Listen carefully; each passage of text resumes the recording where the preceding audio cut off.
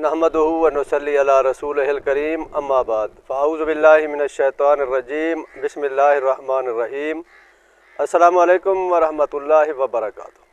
दोस्तों, एक बात हमेशा याद रखना, आपकी सारी ज़िंदगी के सजदे, आपकी सारी ज़िंदगी का क़याम, आपकी सारी ज़िंदगी की तस्बीह और ज़िक्र के मुकाबले में अगर आपने किसी एक दुखी इंसान के आंसू पोंछ कर उसके लबों पे मुस्कुराहट बखेर दी, कल हशर के दिन मीज़ान में आपकी सारी इबादतों के मुकाबले में आपके इस एक अमल का वज़न बढ़ जाएगा।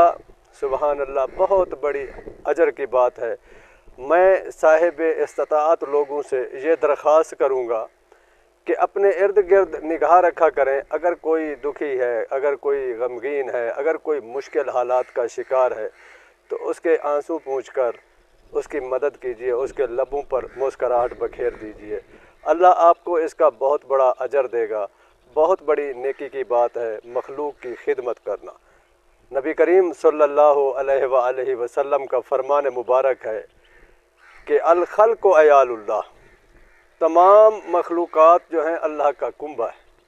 और जो शख्स अल्लाह के कुंबे के साथ मोहब्बत करेगा, वफ़ा करेगा, उसकी खिदमत करेगा, उसकी तकलीफ़ें दूर करेगा, उसकी खुशियों का बायस बनेगा, उसके गम दूर करेगा, उसके आंसू पूछेगा, तो अल्लाह ताला खुश होते हैं। अल्लाह को वो बंदा बहुत महबूब होता है।